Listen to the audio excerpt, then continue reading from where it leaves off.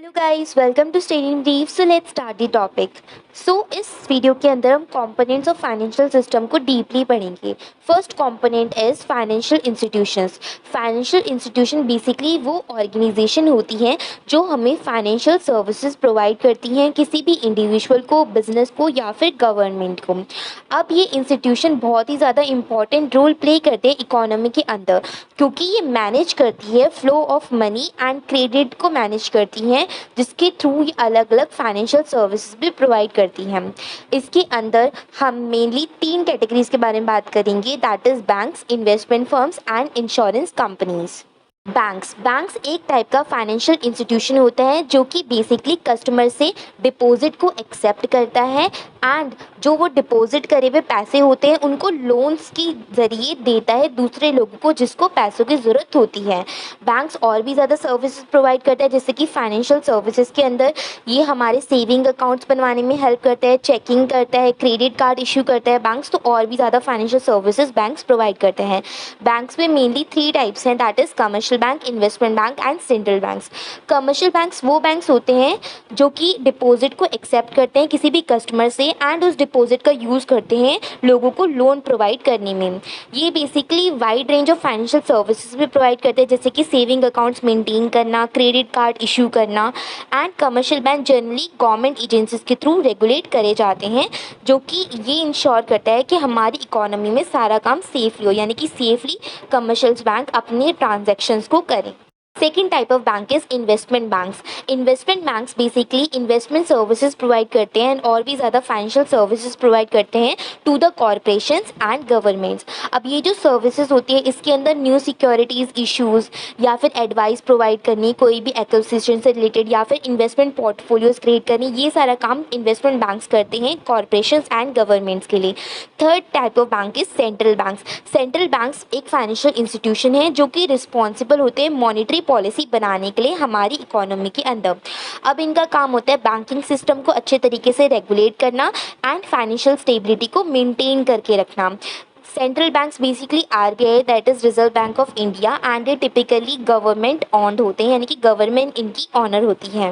Insurance companies भी एक type का फाइनेंशियल इंस्टीट्यूशन होता है जो इंश्योरेंस पॉलिसीज प्रोवाइड करता है to the individuals and businesses जिसको इंश्योरेंस की नीड होती है। अब जो इंश्योरेंस कंपनीज हैं वो हमें फाइनेंशियल प्रोटेक्शन प्रोवाइड करती हैं किसी भी रिस्क के रिगार्डिंग, ठीक है। अब इसके अंदर मेनली 2 टाइप्स ऑफ इंश्योरेंस की बात करेंगे, that is life insurance and health insurance.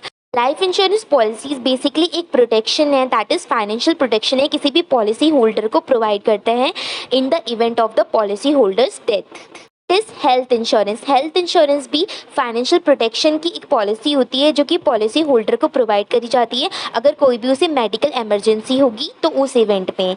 Health insurance policies के अंदर मेनली कुछ इवेंट्स को इंक्लूड करा जाता है, जैसे कि मेडिकल ट्रीटमेंट के लिए पैसे दे देना, हॉस्पिटलाइजेशन के लिए पैसे दे देना, अगर कोई प्रिस्क्रिप्शन ड्रग्स है तो उसके लिए पैसे देना, किसी सर्जरी के लिए पैसे देना, तो ऐसे कॉस्ट हेल्थ इंश्योरेंस पॉलिसीज़ के अंदर बियर करे जाते हैं। इन्वेस्टमेंट कंपनीज भी एक टाइप का फाइनेंशियल इंस्टीट्यूशन होता है जिसका काम होता है किसी भी इंडिविजुअल से मनी को कलेक्ट करना, ठीक है, एंड उसको डाइवर्स पोर्टफोलियो में लगा देना, यानी कि एक डाइवर्स पोर्टफोलियो क्रिएट करना, फिर जो इन्वेस्टर से मनी कलेक्ट करी गई है उसको उसमें लगा देना। अब यहाँ पे पहला टाइप है म्यूचुअल फंड एक टाइप का इन्वेस्टमेंट कंपनीज होती हैं जो कि मनी को कलेक्ट करती हैं किसी भी इंडिविजुअल इन्वेस्टर से एंड उसको डाइवर्स पोर्टफोलियो में लगा देती है, जैसे कि स्टॉक्स, बॉन्ड्स या फिर अलग अलग सिक्योरिटीज़ में। Second is exchange traded funds mutual funds की तरह ही होते हैं, यहाँ पर भी पैसों को कलेक्ट करे जाते हैं इंडिविजुअल इन्वेस्टर से एंड उसको डाइवर्स पोर्टफोलियो ऑफ एसेट्स में लगा दिया जाता है। सेकेंड कंपोनेंट है हमारा फाइनेंशियल मार्केट। अब फाइनेंशियल मार्केट एक मार्केट प्लेस होता है जहाँ पे इंडिविजुअल, बिजनेस या फिर गवर्नमेंट कोई भी फाइनेंशियल एसेट को बाय करती है या फिर उसे बेचती है, जैसे कि स्टॉक्स, बॉन्ड्स, करेंसीज या फिर कमोडिटीज़। यहाँ पे फर्स्ट टाइप ऑफ मार्केट है कैपिटल मार्केट एक ऐसी मार्केट होती है जहाँ पे लॉन्ग टर्म फाइनेंशियल इंस्ट्रूमेंट्स को ट्रेड करा जाता है, जैसे कि स्टॉक्स, बॉन्ड्स या फिर अदर सिक्योरिटीज़। कैपिटल मार्केट इसलिए इंपॉर्टेंट सोर्स ऑफ फाइनेंसिंग है क्योंकि इसके अंदर कंपनीज एंड गवर्नमेंट ज़्यादातर ट्रेड करती हैं। कैपिटल मार्केट दो टाइप में डिवाइडेड है। First is primary market, second is secondary market. Primary market एक ऐसी मार्केट होती है जहाँ पे न्यू सिक्योरिटीज़ को फर्स्ट टाइम लॉन्च करा जाता है और बेचा जाता है फर्स्ट टाइम। प्राइमरी मार्केट को हम न्यू इश्यू मार्केट भी कहते हैं। प्राइमरी मार्केट के अंदर जनरली जो कंपनीज एंड गवर्नमेंट्स होती हैं वो कैपिटल को रेज करती हैं अपनी सिक्योरिटीज़ को सेल करके या फिर इशू करके, जैसे कि stocks, bond.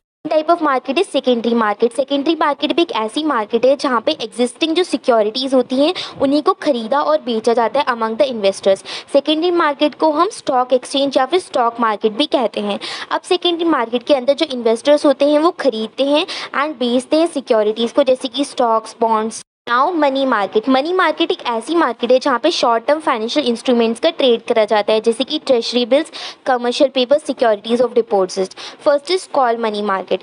Call money market basically एक मार्केट होती है जहाँ पे जो बैंक्स होते हैं और जो फाइनेंशियल इंस्टीट्यूशंस होते हैं वो पैसे लेंड करते हैं या फिर बोरो करते हैं फ्रॉम ईच अदर, यानी कि एक दूसरे से पैसों को लेंड और बोरो करते हैं शॉर्ट पीरियड ऑफ टाइम के लिए, यूजुअली एक रात के लिए।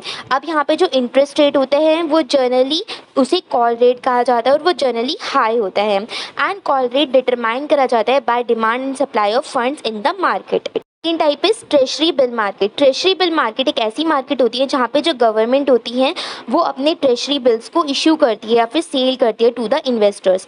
Treasury bills generally short term डेब्ट सिक्योरिटीज़ होती हैं जो एक बार मैच्योर हो जाती हैं लेस देन अ ईयर।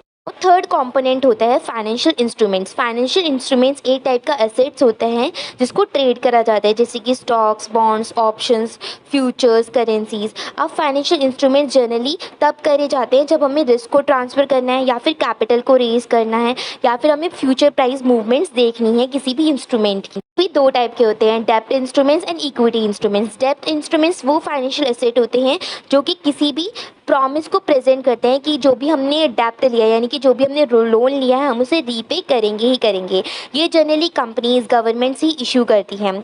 अब इसके टाइप्स होते हैं। First is bonds. बॉन्ड्स एक डेब्ट सिक्योरिटीज़ हैं जो कि जनरली कंपनीज, गवर्नमेंट्स या किसी ऑर्गेनाइजेशन के थ्रू इशू करे जाते हैं। अब जब भी आप एक बॉन्ड को खरीदते हो तो बेसिकली आप पैसों को लेंड करते हो to the issuer. Second type is notes. Notes एक टाइप की डेब्ट सिक्योरिटीज़ होती है जो कि companies, governments and other organisation के थ्रू इशू करी जाती हैं। ये भी बिल्कुल सिमिलर होती है बॉन्ड्स की तरह, बट यहाँ पे जो मैच्योरिटी पीरियड होता है वो कम होता है as to the bonds and less than 10 years होते हैं। Third is bills. बिल्स एक शॉर्ट टर्म डेब्ट सिक्योरिटीज़ है जो कि गवर्नमेंट के थ्रू इशू करी जाती हैं। इसका जो मैच्योरिटी पीरियड होता है वो 1 साल से कम होता है। ज़्यादातर मैच्योरिटी पीरियड 90 डेज़ या फिर उससे कम का होता है। Equity instruments. इक्विटी इंस्ट्रूमेंट्स किसी भी ऑनरशिप को प्रेजेंट करते हैं इन अ कंपनी। जब आप इक्विटी इंस्ट्रूमेंट को खरीदते हो तो अब आप शेयर होल्डर बन जाते हो उस पर्टिकुलर कंपनी के अंदर एंड शेयर होल्डर के पास राइट होता है कि वो वोट कर सकता है कंपनी के डिसीजन में एंड इलेक्ट भी कर सकता है बोर्ड ऑफ डायरेक्टर्स को। पहला टाइप होता है स्टॉक्स। स्टॉक्स रिप्रेजेंट करते हैं ऑनरशिप इन द कंपनी। जब आप स्टॉक को खरीदते हो तो आप शेयर होल्डर बन जाओगे कंपनी की एंड शेयर होल्डर के पास कई सारे राइट होते हैं, जैसे कि उसके पास राइट होता है कि वो कंपनी के डिसीजन में वोट कर सकता है, इलेक्ट कर सकता है बोर्ड ऑफ डायरेक्टर्स को। उसके पास ये भी राइट होता है कि वो कंपनी के प्रॉफिट्स का एक पोर्शन लेता है in the form of dividend.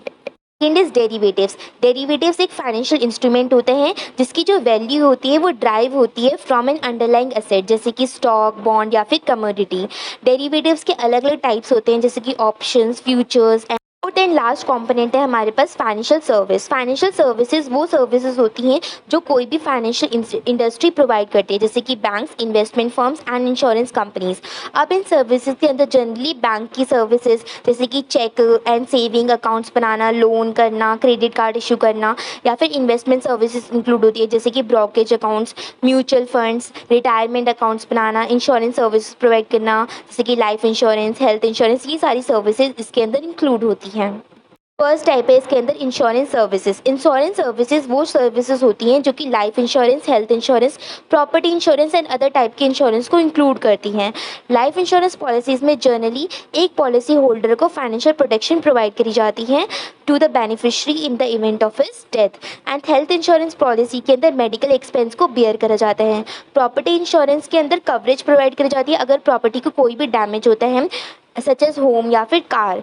Insurance policies में प्रीमियम्स को कलेक्ट करा जाता है फ्रॉम पॉलिसी होल्डर एंड उसका यूज़ करा जाता है टू पे आउट क्लेम्स। टाइम की फाइनेंशियल सर्विसेज होती है payment services. Payment services generally accounts को चेक करना, क्रेडिट कार्ड इशू करना या फिर कोई भी फाइनेंशियल प्रोडक्ट से रिलेटेड होते हैं जो एक बैंक ऑफर करता है। चेकिंग अकाउंट्स ज़्यादातर एवरीडे ट्रांजैक्शंस में यूज़ होते हैं। क्रेडिट कार्ड से बेसिकली एक जो कंज्यूमर होता है वो कोई भी सामान क्रेडिट के अंदर परचेज कर सकता है एंड बाद में बैलेंस को पे कर सकता है ओवर टाइम। पेमेंट सर्विसेज के अंदर बेसिकली रेवेन्यू अर्न करा जाता है by charging fees for their services. Type of services is banking services. Banking services generally checking and saving accounts में प्रोवाइड होती हैं। लोन्स होते हैं एंड कोई भी फाइनेंशियल प्रोडक्ट के रिगार्डिंग सर्विसेज होती है जो कि बैंक ऑफर करते हैं। अब चेकिंग अकाउंट जो होते हैं वो एवरीडे ट्रांजेक्शन्स को इंक्लूड करते हैं। सेविंग अकाउंट जनरली तब यूज़ करा जाता है जब आपको मनी को सेव करना है एंड अर्न करना है इंटरेस्ट। लोन्स जनरली एक फाइनेंशियल लार्ज परचेज होते हैं जो कि होम या फिर घर को या फिर कार को खरीदने के लिए लिया जाता है। Services investment services. Investment services के अंदर generally brokerage account, mutual funds या फिर एक्सचेंज ट्रेडेड फंड जैसी सर्विसेज इंक्लूड होती हैं। अब इसके अंदर जो ब्रोकेज अकाउंट्स है उससे जो इन्वेस्टर्स होते हैं वो कभी भी स्टॉक्स, बॉन्ड्स या फिर अदर सिक्योरिटीज़ को बाय एंड सेल कर सकते हैं। म्यूचुअल फंड्स के थ्रू इन्वेस्टमेंट व्हीकल्स अलाउ करते हैं, यानी कि बेसिकली इसमें जो इन्वेस्टर्स होते हैं वो पूल ऑफ मनी को एक साथ इन्वेस्ट कर सकते हैं डाइवर्स पोर्टफोलियो में of stocks and bonds. Retirement accounts जो होते हैं उससे जो इंडिविजुअल होता है वो पैसा बचा सकता है for their retirement and tax benefit भी रिसीव कर सकता है।